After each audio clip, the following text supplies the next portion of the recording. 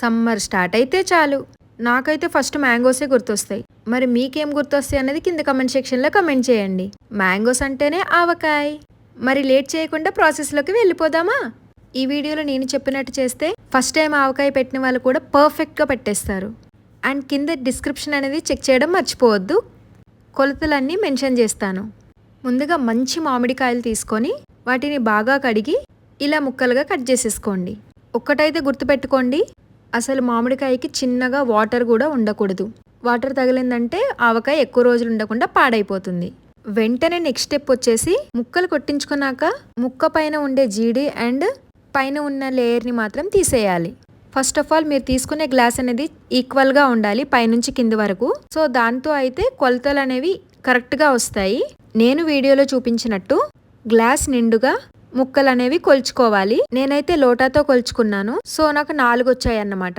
ముందుగా ముక్కల్లో 1 glass of oil వేసి కొద్దిగా పసుపు వేసి నానబెట్టేసేయండి. ఇప్పుడు మన మసాలా ప్రిపరేషన్. కారం అయితే 4:1లో తీసుకోవాలి. అలాగే ఆవపిండి 1/2 గ్లాస్ లేదా 3/4 గ్లాస్ తీసుకోవచ్చు. కొంతమందికి ఎక్కువ ఇష్టం ఉంటుంది, కొంతమందికి తక్కువగా ఇష్టం ఉంటుంది కాబట్టి అలా వేసుకోవచ్చు. నెక్స్ట్ మెంతి పొడి వచ్చేసి ఒక 2-3 టేబుల్ స్పూన్స్ వేసుకోండి. నెక్స్ట్ ఉప్పు వచ్చేసి 3/4 గ్లాస్ వేసుకోండి. కల్లుప్పుని ఎండలో పెట్టుకొని పొడి చేసుకొని తీసుకోవాలి. ఇప్పుడు వీటన్నిటిని బాగా మిక్స్ చేసేసేయండి. ఇలా సపరేట్గా గిన్నెలో అన్ని వేసి కలుపుకోవడం వల్ల అన్ని బాగా మిక్స్ అయిపోతాయి. ఇలా కలుపుకున్న కారాన్ని మనం ముందుగా నానబెట్టి పెట్టుకున్న ముక్కల్లో వేసి కలుపుకోవాలి. ఇందులోనే వెల్లుల్లి ఇష్టం ఉన్న వాళ్ళు ఒక 1/2 గ్లాస్ వెల్లుల్లి కూడా వేసుకోండి. టేస్ట్ అనేది చాలా బాగుంటుంది. ఇప్పుడు అన్నిటిని మంచిగా మిక్స్ చేసేసుకోండి. మసాలా అనేది ముక్కలకి చాలా బాగా పట్టుకుంటుంది. ఇదంతా మిక్స్ అయ్యాక ఇప్పుడు మరో గ్లాస్ నువ్వుల నూనెని యాడ్ చేసుకోండి. సో ఇప్పుడు టోటల్గా ఏ గ్లాస్తో అయితే ముక్కల్ని కొలుచుకున్నామో అదే గ్లాస్తో 2 గ్లాసెస్ ఆఫ్ ఆయిల్ని యూస్ చేస్తున్నాం అన్నమాట. ఇప్పుడు ముక్కలన్నిటిని మంచిగా కలిపేసి జాడీలోకి అనమాట ఎత్తేసి పెట్టుకోవాలి. పచ్చడిని ఎత్తి పెట్టే ముందు జాడీలో కొద్దిగా ఆయిల్ వేసుకోండి కింద అడుగు బాగాన. ఆ తర్వాత జాడీలోకి పచ్చడిని ట్రాన్స్ఫర్ చేయండి. అవును, అడగడం మర్చిపోయా. ఆవకాయ పెట్టుకున్న రోజు మొత్తం జాడీలోకి ఆవకాయ ట్రాన్స్ఫర్ చేశాక అదే గిన్నెలో రైస్ కలుపుకొని తిన్న వాళ్ళు ఎంతమంది ఉన్నారు? ఇదైతే మ్యాండేటరీ కదా.